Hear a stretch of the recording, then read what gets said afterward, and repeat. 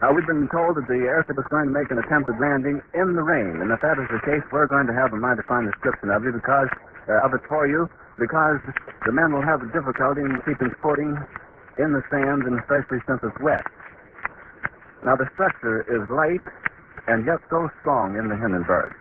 From the ground, as the ship passed us, we could see the passenger quarters. They're located just about a third of the distance back of the nose and just about a third of the distance from the keel. They're sort of square in shape and seem to extend the entire width of the ship. There's two decks, A and B, A being the main one and the one where most of the passengers assemble during the passage. Lining the sides of the deck are the observation windows. Now, they're slanted so that it will give anyone in the interior a fine view downward. And no doubt as the ship went over a number of times, the people were looking down at the great mass of humanity assembled here in the field. 1,000 people have come out to witness the landing of this great airship. Now they're coming in to make a landing of the Zeppelin. I'm going to step out here and cover it from the outside. So as I move out, we'll just stand by a second.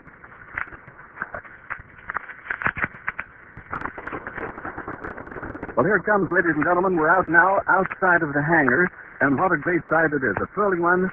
It's a marvelous sight. It's coming down out of the sky, pointed directly towards us and toward the mooring mast. The mighty diesel motors just roared. The propellers biting into the air and throwing it back into a gale-like whirlpool.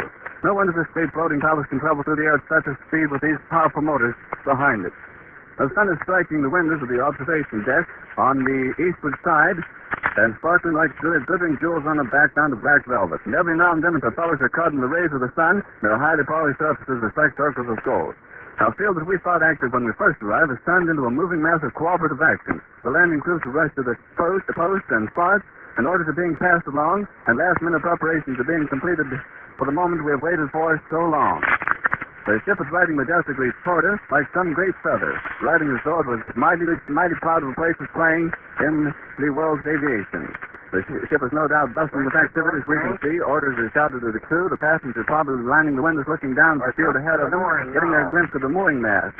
And these giant flagships standing here, the American airline flagships, waiting to rise into all points in the United States when they get the ship moored.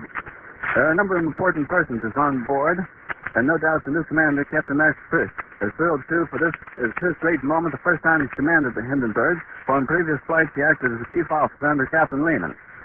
It's practically standing still now. They've dropped ropes out of the nose of the ship, and has been taken a hold of down on the field by a number of men. It's starting to rain again. The rain had scratched up a little bit. The back motors of the ship are just holding it just enough to keep it from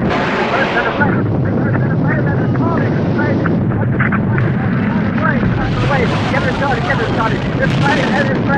It's rising terrible. Oh, my, get out of the way. It's running, pushing it in lanes, and it's falling on the mooring mast. Oh, the motor between the ship is terrible. It's one of the worst catastrophes in the world. It's crazy. What? Oh, 400-500 feet into the sky. It's a terrific race, ladies and gentlemen. It's smoke and it's flames now, and the flame is rising to the ground. Not quite to the mooring mast. Oh, the humanity and all the passengers. Keep your eyes. I still do it. I can't talk to me.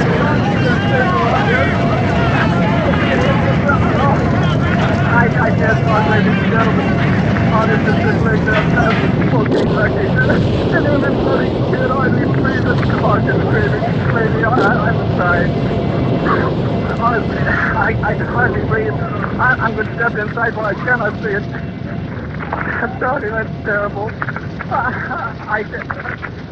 Listen, folks, I'm going to have to stop for a minute because I lost the voices of the worst thing I've ever witnessed.